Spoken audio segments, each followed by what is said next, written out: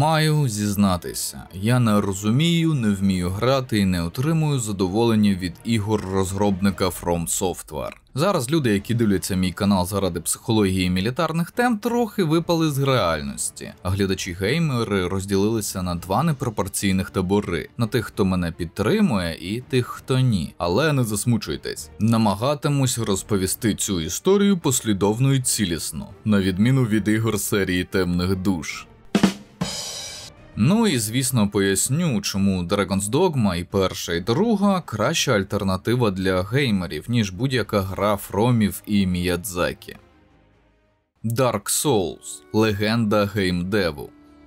Є така іменита студія-розробник From Software, яку зараз очолює японський геймдизайнер Хідетака Міядзакі, якого відповідно ставлять на п'єдестал поряд із Кодзімою та іншими відомими геймдизайнерами. Навіть якщо ви не шарите за відеоігри, Кодзіму ви точно знаєте, тому порівняння зрозумієте. Чому це погано, а Кодзіма така собі людина – окрема тема, і ми про це обов'язково колись поговоримо. Водночас Міядзакі не завжди був впізнаваним зіркою індустрії. Він починав з відносно нішевих ігр японської серії Armored Core, точніше її вже 4-ї частини, а сама студія була відома тільки на японському ринку, навіть не намагалася виходити на ринки США та світу. Можете подивитись їхній список розробки, він гігантський, починаючи з 1994 року. Єдина більш-менш популярна серія до початку нульових – це Armored Core, інші ви майже гарантовано не впізнаєте. Тих Фромів можна назвати нішевою японською студією. Тому не дивно, що успіх студії, яку зараз знають геймери у всьому світі, приписують саме генію Міядзакі, який наче Прометей дав геймерам серію Dark Souls. І це майже цитата кожного другого блогера, який спеціалізується тільки на оглядах, аналізі та розборі Souls-like відеоігор. Тобто Міядзакі винайшов новий жанр, який став окремим стовпом індустрії, наче Тарантіно чи Нолан в кіноіндустрії зі своїми блокбастерами. Справа в тому, що Souls-like ігри були спочатку розраховані на невелику аудиторію – геймерів-хардкорщиків, які годинами можуть намагатися перемогти якогось боса, навіть не фінального у грі, а прохідного чи опціонального. Та на подив багатьох Demon's Souls, а потім Dark Souls від Міядзакі стали хітами. Плітки про крутість та унікальність цих проєктів передавалися з вуст в уста. Фанатів стало безліч. Канали на Ютубі, які починали з оглядів і розборів Dark Souls, умить ставали мега популярними. Геймерів, які не любили чи не розуміли серію Dark Souls, називали казуалами. Усередині самої фанатської бази також сформувалося безліч течій, наприклад, поділ по ставленню до 2-ї та 3-ї частини, по розумінню та інтерпретації лору тощо. Окрема тема срачів у інтернеті якраз про Dark Souls. Про що гра? Геймплейно це складно описати, тому і вигадали нову назву для жанру – Souls-like. Якщо дуже спрощувати, це екшен-РПГ, де ви багато мандруєте, воюєте з пересічними ворогами та босами. Наскільки ефективно залежить не так від прокачки чи сил персонажа в грі. Основна фішка Souls-like ігор – їх складність і надзвичайна залежність від навички гравця, який управляє персонажем, і те, як добре він вміє адаптуватися і швидко вчитися грати. Це називають скілозалежність, коли за успіх або невдачу відповідає тільки гравець, а не щось усередині гри, типу математичних формул. І ніякими внутрішніми ігроладними механіками чи способами це, наголошую, суттєво не зміниш. Саме тому більшість гравців, які не люблять Dark Souls, називають казуалами, бо начебто вони не вміють грати в складні ігри. Хоча сам собою Dark Souls – це мікс більш старих японських відеоігр ще епохи двовимірних ігор і ранніх тривимірних. Просто більшість про них не знає, бо, нагадую, у нас ігрова культура з'явилась коли? У 90-ті.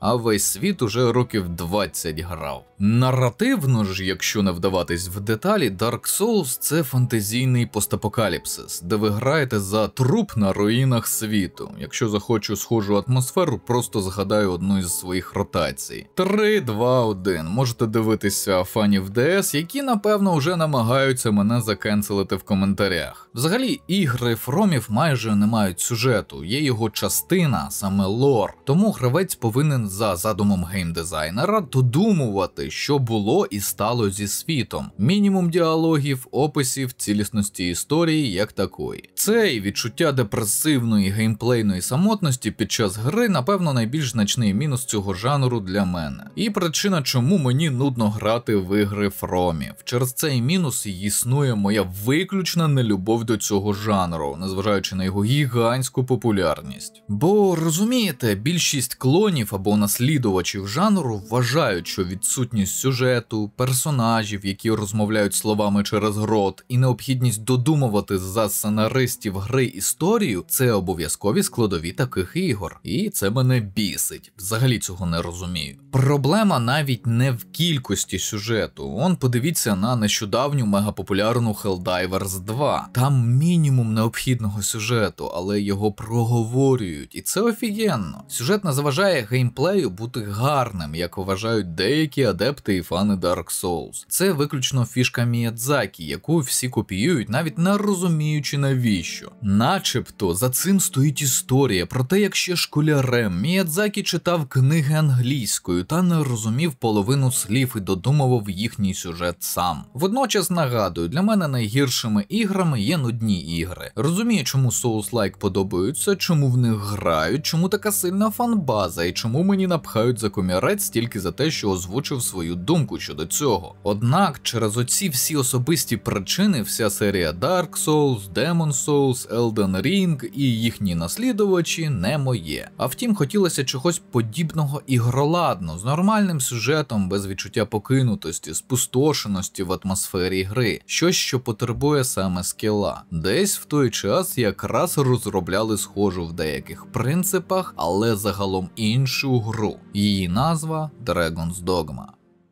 Dragon's Dogma – клон Dark Souls для казуалів.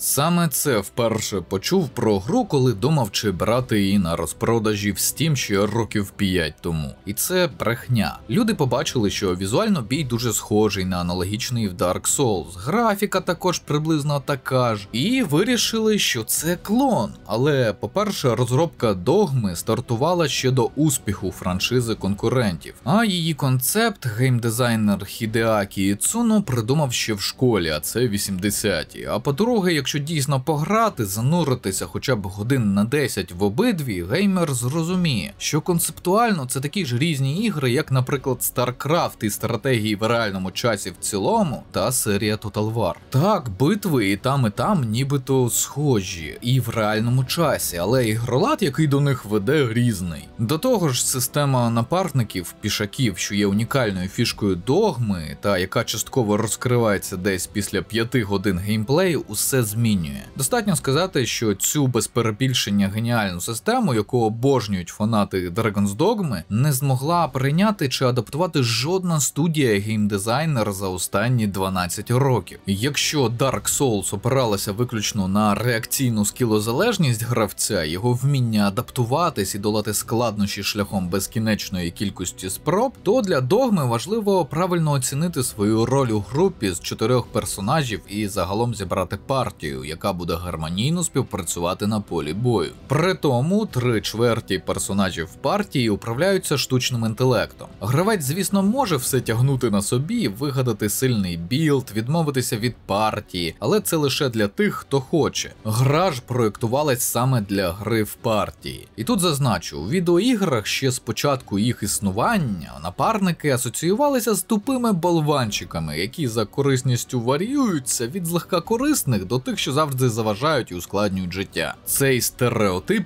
правдивий. На ринку майже не існувало нормальних тайтлів з напарниками під управлінням системою, та й зараз цим не надто краще. Як виняток, наприклад, серія Mass Effect, але там це досягли купою компромісів. Або Dragon Age, де гравець прописує напарникам скрипти поведінки за простими формулами, причина-наслідок. Нагадую, у мене є детальний аналіз цієї гри з 5-годинних відео. Глобальна проблема тут у балансуванні скриптів поведінки напарників, напарників, які не можуть адекватно реагувати на безкінечну кількість ситуацій, у які може потрапляти гравець. Бо ми люди з фантазією та різною поведінкою, і геймплей у нас відповідно дуже різноманітний. Штучному інтелекту важко прорахувати всі його варіанти за умови відносної свободи дій в грі. Тому розробники оригінальної Dragon's Dogma розв'язали це питання доволі кардинально. 2 з 3 ваших напарників – це напарники інших гравців, які так само грають у своїх світах аналогічних вашому. Можемо сказати, паралельних. По-перше, напарники мають свій характер, який визначає їх основну поведінку на полі бою під час подорожей. Це можна коригувати розмовами з ними. По-друге, вони мають унікальний досвід проходження свого гравця, якого ви не бачили. Вони вчилися на його поведінці і геймплеї, тому вони можуть підказувати вам у тих ситуаціях, в яких уже був їхній гравець, будуть реагувати і поводитись по-різному.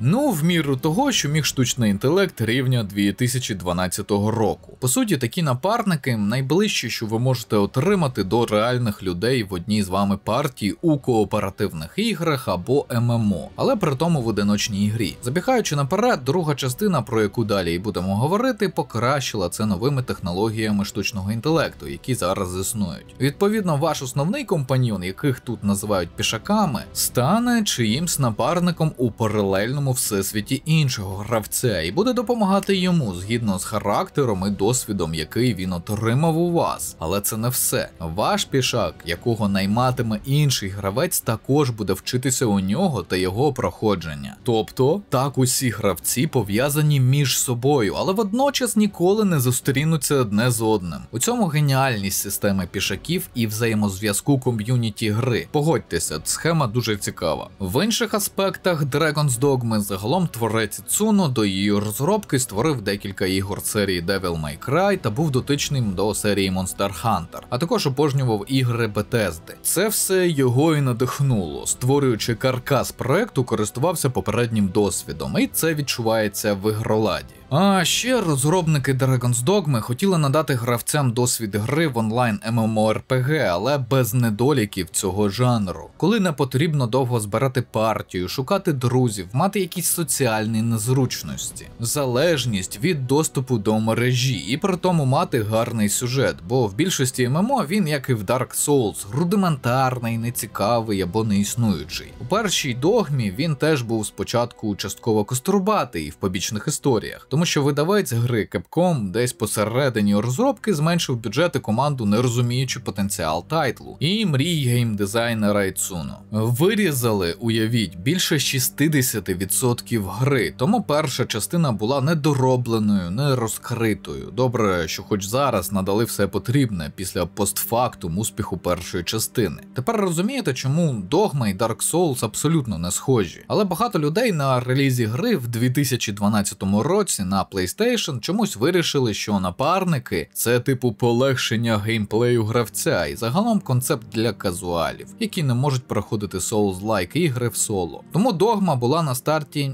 не провальною, але не дуже прибутковою, недостатньою для босів Capcom. Однак потім купка ентузіастів пройшли її, розкопали купу механік, складних босів, глибину сюжету, зрозуміли унікальну систему розумних напарників, що навчаються, і почалася реклама. З'явилось ком'юніті, продажі збільшилися і наразі продано аж 8 мільйонів копій першої частини. І до сьогодні в неї активно грають. Паралельно існувала Dragon's Dogma Online, але сервери працювали лише в Японії, давно закриті. Так розумію, розробники робили ММО, щоб заробити грошей на рідному ринку і, можливо, для майбутньої другої частини, аби зрозуміти, як зробити напарників із штучним інтелектом ще краще, слідкуючи за поведінкою гравців. Однак це вже спекуляції. Так чи інакше, команда, яка працювала над Dragon's Dogma Online, перейшла до команди розробки другої догми з напрацьованим досвідом. Чесно зізнаюся, я так і не пройшов першу частину, бо вона гігантська. Часу в той момент не було, однак майже 50 годин награв. Для когось цього достатньо, щоб пройти основний сюжет. Однак не забувайте, ящерка – унікальний випадок. У мене в Скайрімі годин 200 награно, але так і не завершив основну історію. Кінцівка кінцівку Dragon's Dogma подивився на ютубі, я дуже вас прошу подумати перш ніж дивитися її. Бо друга частина це наче паралельний всесвіт першої, тому вони перехрещуються персонажами та історією у такій формі, що без спойлерів буде напевно цікавіше, загадковіше. Хоча, знов таки, на ваш розсуд. Дві речі про сюжет. Він дуже нестандартно розвивається, а твіст справжнього фіналу мозкорозривний. Про це ще поговоримо далі. Загалом Dragon's Dogma не клон і не наслідувач Dark Souls. Як дві екшен RPG, вони наче схожі, але мінімально. Єдине, що правда, це те, що можу рекомендувати Dragon's Dogma тим, кому не підійшов Dark Souls і його аналоги. Передусім, тому що на відміну від конкурента, тут є історія, сюжет, наратив, за яким цікаво спостерігати і який неодноразово вас здивує. І навіть не треба дивитися багатогодинні відеорозбори лору на ютубі, щоб зрозуміти, що взагалі відбувається в грі, яку ви пройшли. Дивовижно, ніколи б не здогадався, що так можна. Табличка сарказм. По-друге, тут є челендж, але він не так на реакцію і тактику, а більше на планування і стратегію. Тому якщо вам не подобається Dark Souls саме вимогами до реакції та миттєвого планування, а більше підходить «я можу думати про ефективність групи і про її підготовку півгодини перед складним походом»,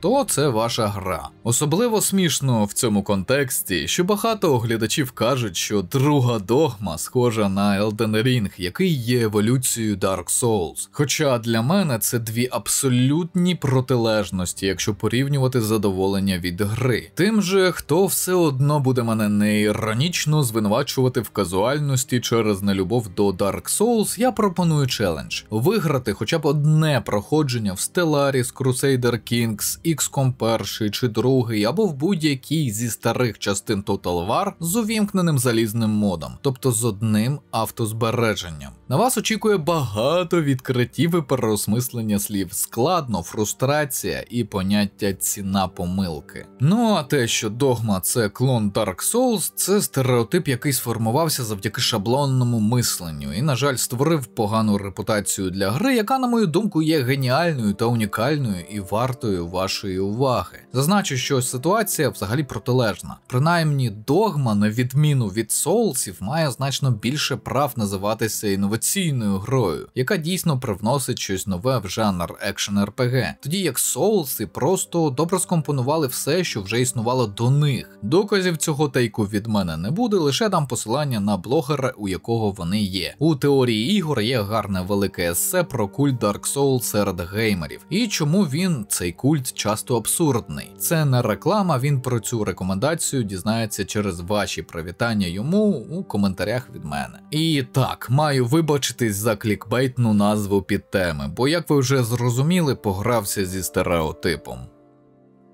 Чим цікава гра?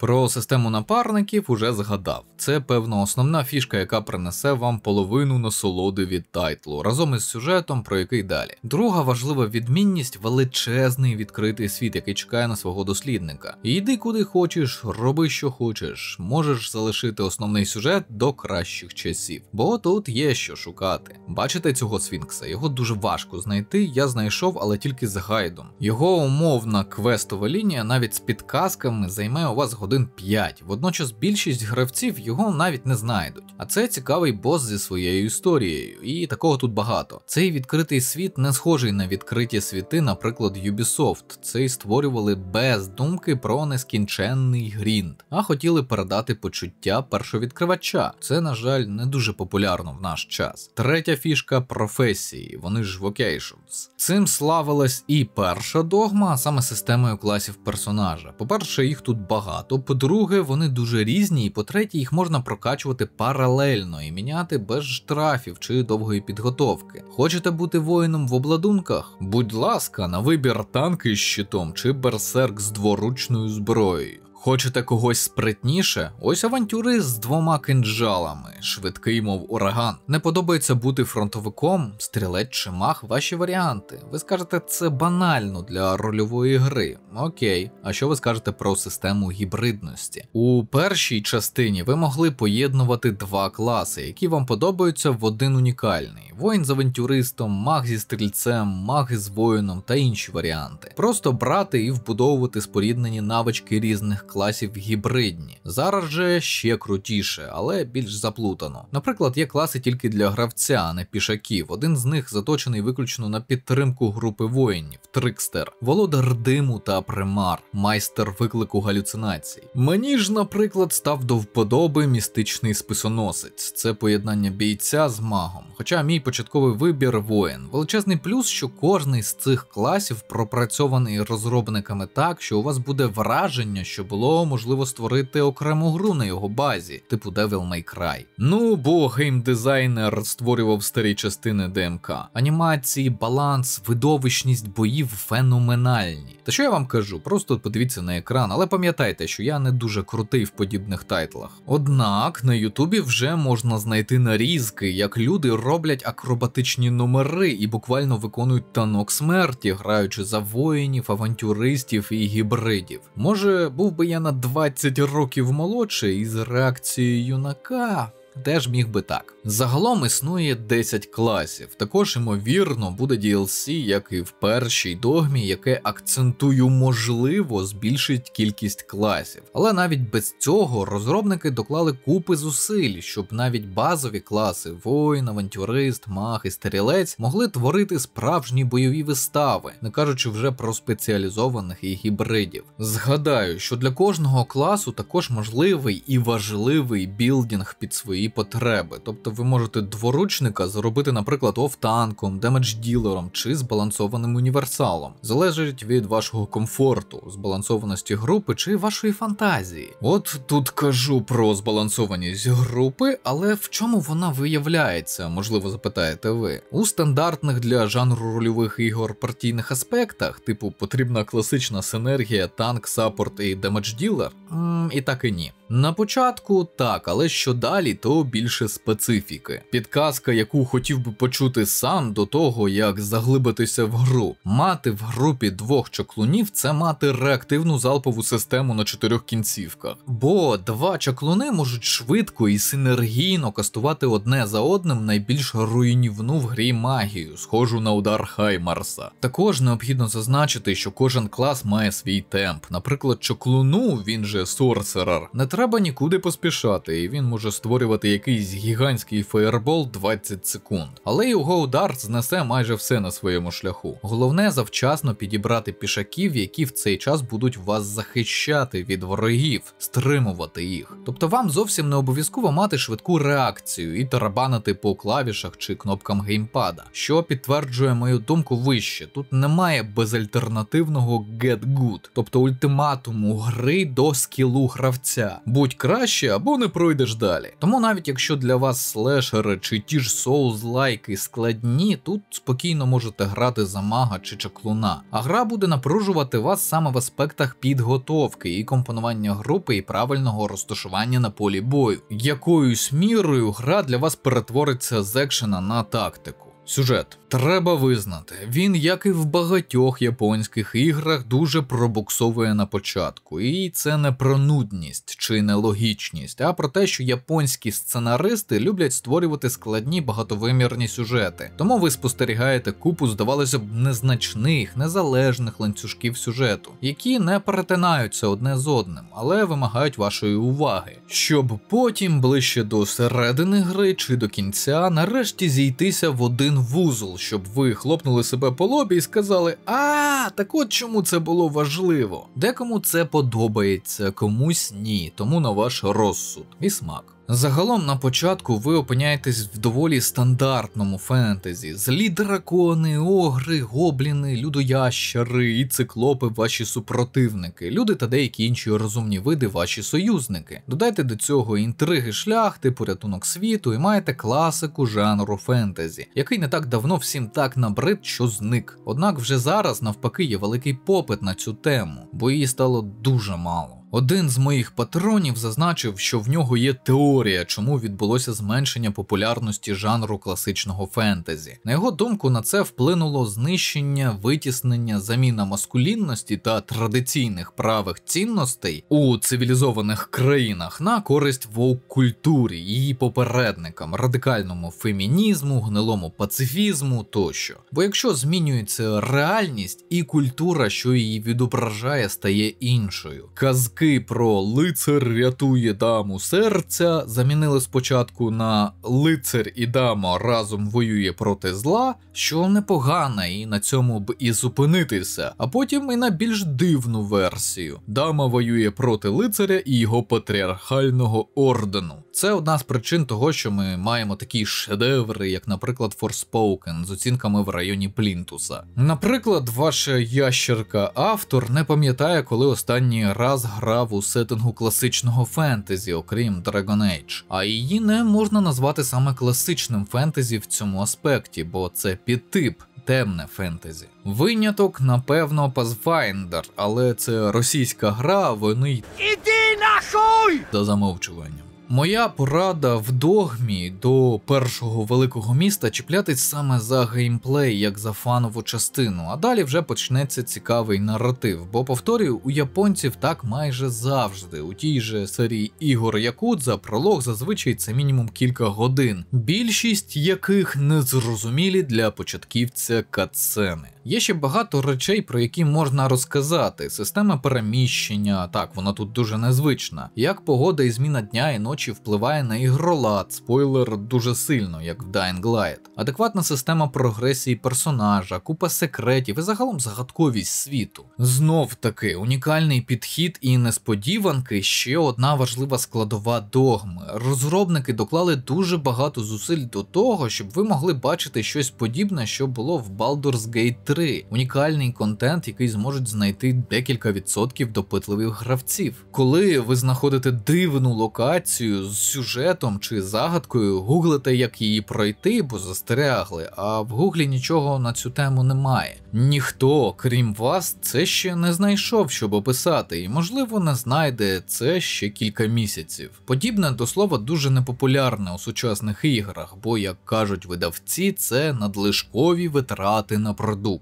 Нагадую, ефективні менеджери, які заполонили індустрію, дуже нечасто думають категорією «відеоігри – це насамперед мистецтво, а не продукт». Тому я радію грі, яка має цю фішку, хоча колись у 90-ті і нульові це було в кожній другій грі. Графіка. Перша частина здавалась мені дещо пластмасовою. І не дивно, бо це гра ще епохи PlayStation 3. А в Стімі вона вийшла трохи допрацьована через 4 роки після цього. Взагалі ігри тої епохи були створені на компромісах через слабке залізо. SSD-шників не було, як приклад, а про NVMe годі було й мріяти. Тому те, що бачать мої очі зараз, неймовірно радує мене. Ігровий рушій, до слова, той самий, що і в сучасних Resident Evil'ах. Знаєте, що мені найбільше нагадує друга догма? Skyrim і Stalker. Оці мандри, коли світ гігантський, а ти в ньому один з багатьох мисливців за пригодами. Коли ти ззовні, це шикарний відкритий світ Скайріму, коли в підземеллях і закритих приміщеннях, де тіні і звуки грають з тобою і твоєю уявою, Сталкер з його гнітючістю. Навіть напарники сприяють цій атмосфері, кажучи, що стеля давить на них у шахтах, і про прекрасне небо, коли ви ззовні. Доповнює все те, що ви завжди не на самоті, завжди є хтось, хто підбадьорить або розділить важкі думки про цей світ. Давно не відчував такого в відеоіграх, за що окрема вподобайка розробникам. Монстри.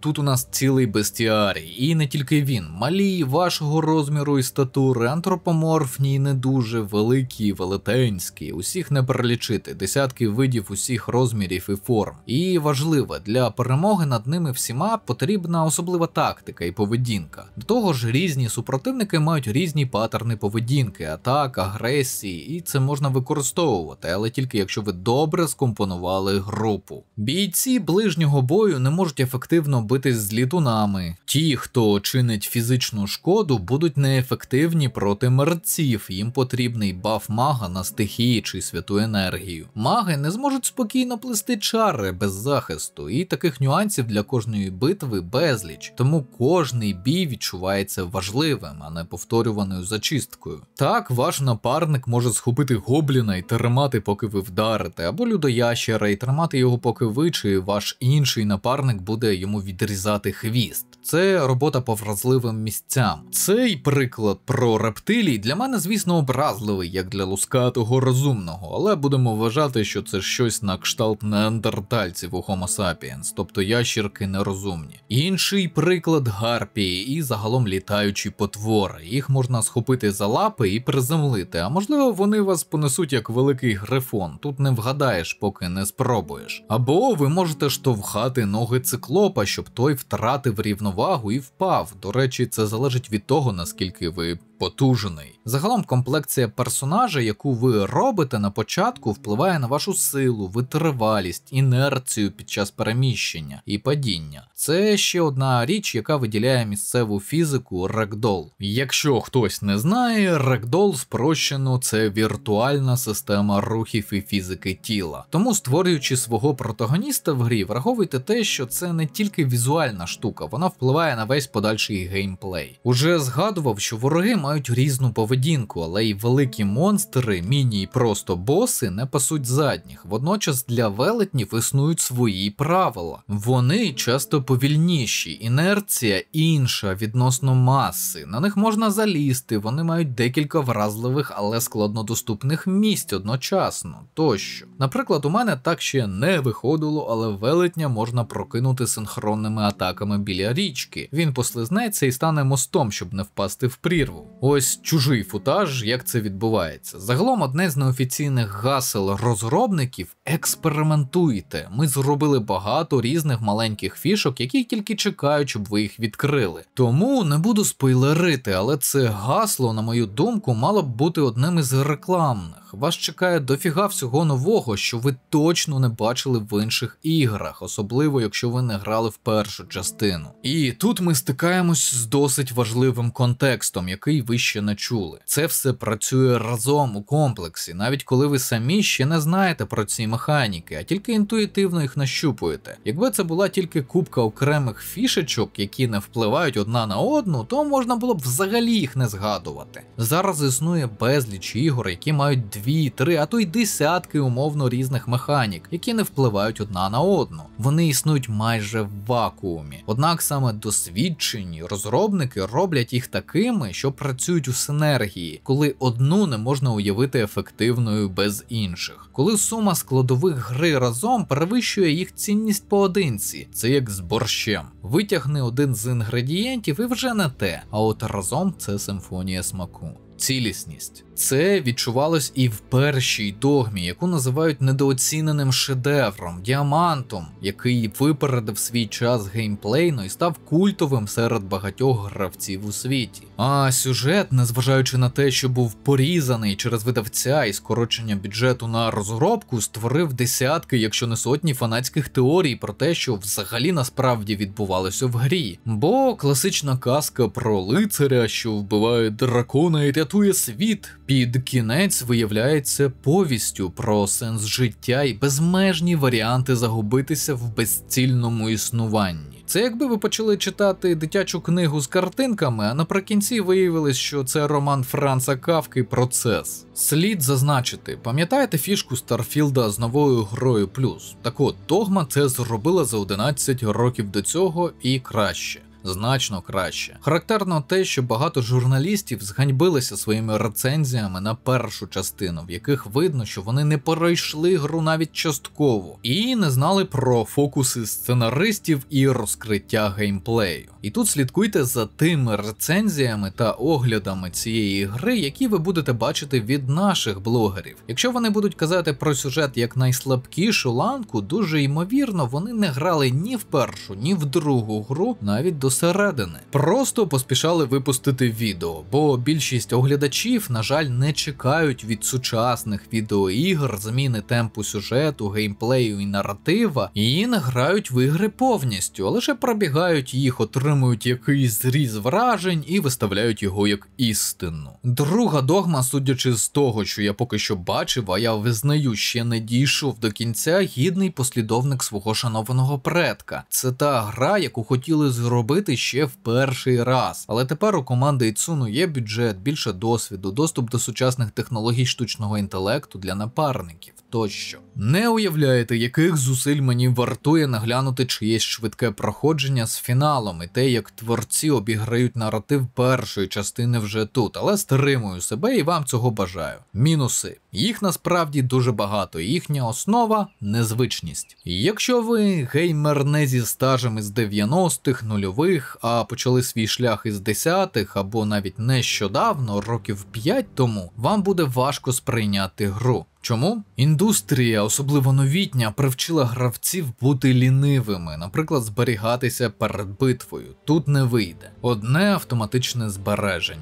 Чи, наприклад, ви хочете пройти додаткові завдання. Ви шукаєте на мапі або в навколишньому просторі маркери завдань. Ці знаки оклику, жовтенькі чи білі, які видно. Їх тут майже немає. Треба онібіру шукати людей, яким потрібна допомога, і питати їх. Ви хочете один із спеціалізованих класів? Треба знайти майстра цього класу, виконати його нелегке завдання. Як знайти? А чорт його знає, десь на північному заході шукай. Досліджуй. Ба більше, в якийсь момент ви можете не розуміти, що з основною історією. Де ланцюг завдань? Ніхто нічого не каже. Гра забагувала? Це помилка? Ні, так і має бути. Чому? Бо тут такий геймдизайн. Вам реально треба досліджувати світ самостійно, без провідника, без підказок, без візуальних маркерів. Як в дитинстві, коли ви ще не знали на пам'ять десяток характеристик про кожен жанр відеоігр. А тільки починали їх досліджувати, і вони були дійсно різними. Хтось каже, що це застарілий стиль геймдизайну. Мені так не здається, я давно не бачив реально відкритий світ, який дійсно треба досліджувати, а не чистити, гріндити квадрат за квадратом, орієнтуючись на віртуальний GPS. За винятком Baldur's Gate 3, але до детальної розмови на цю тему я ще не готовий. У Догмі ви не зможете, як в інших іграх, робити щось паралельно. Вона потребує всієї вашої уваги. Так, ця гра не для лінивих. На жаль, я сам частково таким став, бо сучасні тенденції індустрії тупо привчили до цього, що все тобі дають і показують. Тільки час інвестуй і все. А тут так не вийде. Якщо ви не будете самостійним, гра для вас швидко втратить сенс. Вона не розважатиме вас. Через це всі недоліки, які ви можете уявити в сучасній грі без провідника. Тому подумайте, чи підходить саме вам гра, де вам для задоволення потрібно буде інвестувати не лише час, а й багато роздумів, планування, уваги. Тут акцентую для людей із рдугом,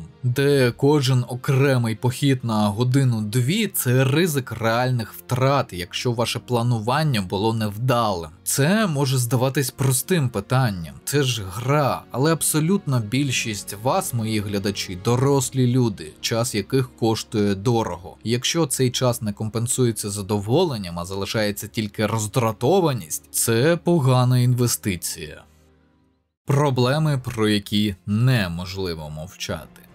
Цей розділ я не планував, він з'явився через реакції гравців на мікротранзакції та інші проблеми, про які зараз і поговоримо. На старті гри в Steam гра мала переважно негативні відгуки, і до самої гри це не має ніякого стосунку. Деново оптимізація мікротранзакції. 3 причини, чому дехто зненавидів саму собою чудову гру. Деново, хто не знає, це антипіратський софт, який додають до деяких ігор видавці. Очевидне зло, і повністю погоджуюсь, що воно не треба в іграх. По-перше, усі сучасні дослідження цієї сфери довели, що піратство не дуже впливає на продажі відеоігор. Похибка в районі кількох відсотків продажів. Ціна ліцензії Denuvo явно коштує більше для розробника та видавця – від сотень тисяч до мільйонів доларів за кожний календарний квартал. По-друге, такий антипіратський софт, як Denuvo, і це тестували різні люди та організації, негативно впливає на спроможність гри видавати нормальну картинку. Десь мінус кілька відсотків FPS, десь до 30% плюс фрізи, статери тощо. Доходило до того, що зламана від Denuvo гра видавала на тому самому залізі 90 кадрів на секунду, там, де ліцензійна версія з Denuvo не набирала навіть стабільні 60. Чому його досі додають, незважаючи на факти погіршення гри і загальну неефективність, чорт його знає. Ефективний менеджмент, напевно.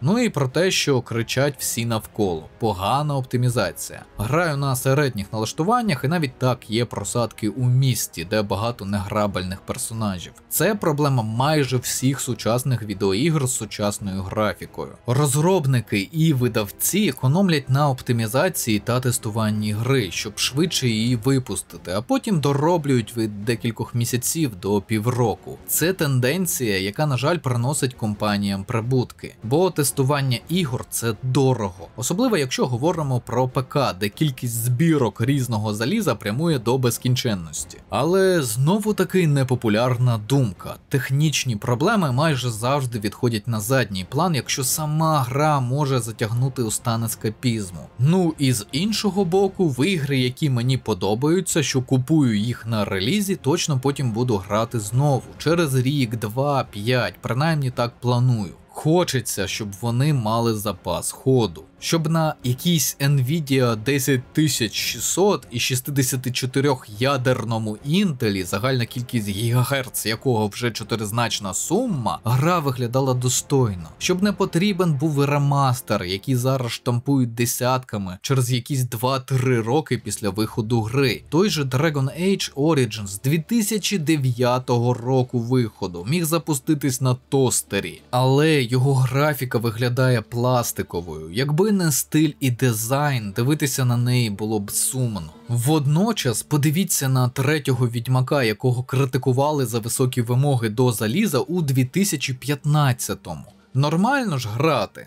Отож бо. Суб'єктивна думка, яку мало хто озвучує, але розумію фрустрацію тих, кому на таку презервацію ігор все одно. Мікротранзакції. А от тут вже треба поговорити, бо як з'ясувалося, базова для мене інформація про цю тему для декого не така вже відома. Зараз поясню, чому люди здебільшого не праві на прикладі двох інших видавців, яких за це і навіть більше зашкварів більшість не пожурила. Одна з моїх найулюбленіших студій розробки і за сумісництвом великий видавець ігор – Paradox. Stellaris, Crusader Kings, Європа Універсалес, Вікторія – ігри легенди. Але в них дуже жадібна тактика щодо своїх фанатів. Вони випускають базову гру, яка зазвичай не так багато коштує, підсаджують на гачок, а потім випускають впродовж років купу DLC, які доповнюють гру, і їх ціна разом перевалює за сотні доларів. У деяких випадках, якщо брати світові ціни, до $500 за гру в повному виданні. Те ж саме робить Sega, яка випускає круті ігри розробника Creative Assembly – Total War. Уже не кажучи про те, як нещодавно Sega видала гру франшизи Yakuza, де вирізали нову гру плюс і 2 класи персонажів і продавали їх окремо. Це якби Capcom у другій догмі вирізав містичного списоносця і магічного стрільця і продавав їх окремо. Притому, хочете прикол про ігрові доповнення цих видавців? У деяких їхніх іграх DLC встановлюються автоматично, наприклад, нові фракції, і вони грають проти вас, хочете ви цього чи ні. Тобто гру оновлюють так, щоб ви розуміли, що вам чогось не вистачає. Ви, можливо, бачили це в моїх футажах до відео про скулшутінг, Warhammer і D&D. Там грав Закатай проти гномів хаосу, які в мене не куплені. Один їхній підрозділ з мушкетами кількома швидкими залпами зносив до половини здоров'я прокачаному майже на 30-й рівень лорду у формі дракона. Це ненормально. І коли бачив це вперше, офігівав. У ком'юніті Total War є теорія, яка неодноразово підтверджувалася, що нові фракції роблять незбалансовано сильними відносно базових у грі. Це роблять, щоб гравець зазнавав поразки чи отримував пірові перемоги і хотів взяти нове DLC і пограти за них. А потім їх послаблюють, але з виходом нового DLC, у якому знову буде нова сильна фракція. Усе йде по колу. І з оптимізацією теж все не ок. Stellaris від Paradoxів, наприклад, гра 2016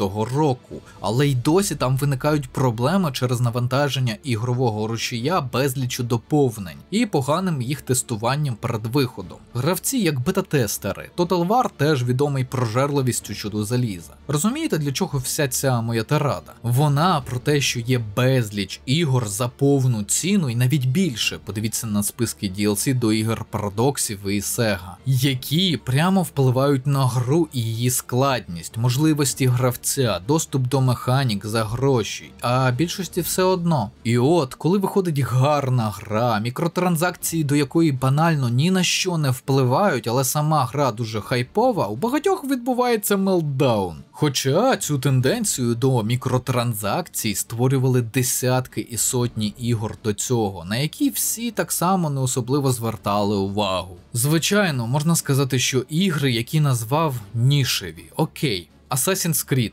займається цим останні років 10. Продажі у них усе ще ок. Думаю, це єдина франшиза, яка реально тримає Ubisoft на плаву. І всім нормально. Більш давній приклад. Окей, Sims ще з нульових років. Знаєте, скільки коштує повне видання Sims 4 в Steam? 35 тисяч гривень. Але не дай ні біру щось подібне зроблять Capcom, які випускають майже виключно круті однокористувацькі ігри без прив'язки до онлайну. Маржа продажу яких явно не така велика, як у відеоігр з онлайн мікротранзакційним нав'язаним компонентом, типу тої ж серії Асасіна. І навіть не буду починати про найпопулярніше цифрове легальне казино сучасності, яке колись було футбольними симуляторами, типу FIFA. А тепер про самі транзакції в Догмі. Що ж таке за додаткові гроші пропонує Capcom, чого немає в базовій грі? Нічого. Усе це є в базовій грі. Кристали розлому, які добуваються в грі відносно швидко. У мене ніколи не було потреби більше, ніж те, що добув сам. Один камінь телепорту? 3 штуки знайдете за перші 15-20 годин гри. Далі ще більше. Камінь відродження? Постійно падають зі скрині, продаються у торговців за внутрішню валюту, золото. І недорого. Книга зміни вигляду персонажа та його характеру теж продаються в торговців за відносно невеликі кошти. Загалом це все. Дістати ці ресурси в грі не вартує майже ніяких зусиль. Воно не потрібне гравцеві, який планує реально грати в гру. Навіщо їх додають?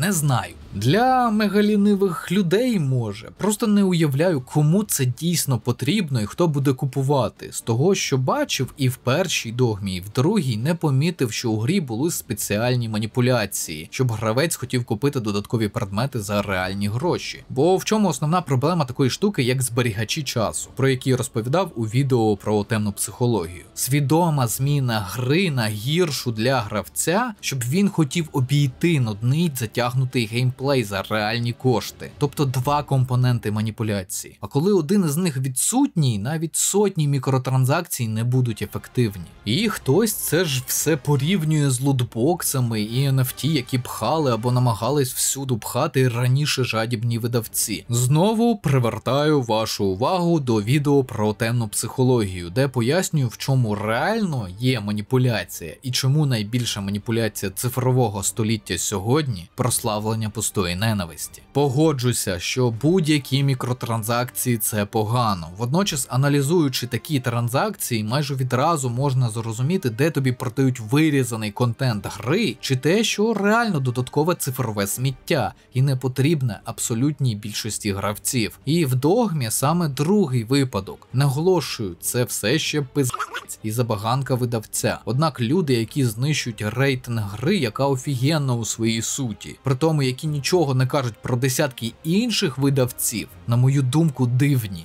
Ну це ж Ubisoft, вони завжди так роблять. Що тепер у нового Асасина не грати? Це ж парадокси, у них така комерційна стратегія вже років 15, їх вже не зміниш. Водночас багато гравців роками купували їх, DLC і контент мікротранзакцій. І у такий спосіб переконували видавців, що це прибутково. Логічно, що вони все частіше будуть з'являтися в іграх. У нас, гравців, є можливість це змінити. Не купуй і все. Але ні, гра на такому хайпі, що навіть бачив конспірологічну теорію, що гра шеймить ЛГБТ-спільноту або навпаки намагається її пропагувати, коли вказує на те, що всі персонажі в групі чоловіки або жінки. Мовляв, Capcom проти чи за woke і ЛГБТ. От скріни на екрані, щоб ви не подумали, що я їбнувся. Це я рандомно побачив у Твіттері, і це просто крінж. Все одно в коментарі прийдуть люди, які скажуть, що не вмію у відеоігрову аналітику. Відбілюю корпорації, взагалі автор про психологію і психіатрію пиши. Так от, для мене це пласт життя і дуже важливий, який допомагав мені пережити багато лайна, зокрема в армії. Але чомусь не стаю драма квін, коли йдеться про сучасні тенденції індустрії. Напевно, тому що в реальності у нас є значно більші проблеми, на які треба витрачати гнів, лють і ненависть. Та ні, чого це я? Нічого ж, блять, не відбувається, так? До речі, японці одні з найбільших донорів нашої економіки, енергетичної системи та частково армії. Але ні, навіть після одного з найбільших обстрілів росіянами України треба обговорювати лише те, які жадібні Capcom. Ми часто говоримо, не купуйте російські ігри, податки з них йдуть на знищення України москальською ордою. Але забуваємо, що купуючи ігри країн, які нам допомагають, ми отримуємо кешбек у формі допомоги від цих країн з тих самих податків із проданих ігор. Це працює в обидві боки. І на зараз ми отримали від Японії, вдумайтесь, 4,5 мільярдів доларів і планується збільшення цієї суми. Але я розумію адекватних людей, для яких ця гра трохи краще середнячка і, можливо, навіть нудна. Основний клей тут битви, твоя партія та імерсивність. Тобто можливість зануритись у світ, що є абсолютно суб'єктивним відчуттям для кожної людини в кожній окремій грі. Бо для мене такою грою середнячком є будь-який Souls-like, і оригінальний від Фромів і їхні наслідувачі. Наостанок про «а це рептилоїд нахвалює гру не тому, що її йому дали безкоштовно». На жаль, ні. Дуже давила жаба, але купив гру. І так ціна кусається. Японці, на жаль, не мають регіональних цін. Точніше, ці ціни для нас не дуже відрізняються від світових. І я довго думав, чи варто купувати. Тому рекламую від щирого серця і за безкоштовно, як втім завжди, коли мені щось реально подобається. І це не останній японський продукт, який вартує огляду та рекомендації. Але добре, що наступний тайтл значно дешевше. Який? Побачите в квітні чи вже в травні. Натякну, цей тайтл пов'язаний ще з початком ери оригінальної PlayStation, а доля творця цього тайтла трагічна. Висновки. Що казати, крім того, що, на щастя, ще виходять відеоігри, які можуть порадувати оригінальним підходом до створення світу, ігроладу, сценарію і привносять щось дійсно нове. Розумію, що це гра не для всіх, водночас вона подобається конкретно мені, а також якось мало зараз відеоігрових блогерів, які висвітлюють нішеві або відносно нішеві відеоігри. Правда, тут нішева гра вже стала дуже хайповою. Усі обговорили Palworld, Helldivers, Загін самогубців, Skull and Bones, хоча з них уваги реально вартує тільки Helldivers. Бо Palworld – це гра-протест проти політики Nintendo, а дві інші невдалі ігри-сервіси для викачування грошей з фанбази. А от про пригоду Ічібана Касуги з Like a Dragon жодного огляду на ютубі українською не бачив. А я, вірите чи ні, шукав. Це знову про той самий ефект ненависті до відеоігр, який розглядав у відео про темну психологію. Багато блогерів хочуть оглядати тільки те, що дасть гарантований фідбек аудиторії, і однаково, що він буде негативним. І Dragon's Dogma 2 зараз страждає через цей паттерн. Наприклад, навіщо оглядати Skull and Bones чи Загін, якщо точно знаєте, що вони вам не сподобаються? Навіщо витрачати на це гроші, якщо після огляду закинете гру? Усі ж попереджали, що це не ті ігри, від яких варто щось очікувати. Не розумію. А потім хтось каже щось типу: відеоблогером бути важко, я вигораю, коли граю в те, до чого ви не торкнулися б навіть 3-метровою палкою. Але це навіть не про наших, а про англомовних, проблеми білих людей. Хоча з другою догмою вийшло добре, нарешті цей всесвіт отримав заслужену увагу і багато хто вже неофіційно номінує її на гру року. Дев'ятки і десятки абсолютної більшості оглядачів і блогерів заслужені, а студію видавця Capcom впевнено можна назвати видавцем хітів, бо їх серія безперервного успіху виняток із правил сучасної індустрії. Ми не будемо говорити про Екзопрайм, цієї гри не існує, це був сон. Її немає.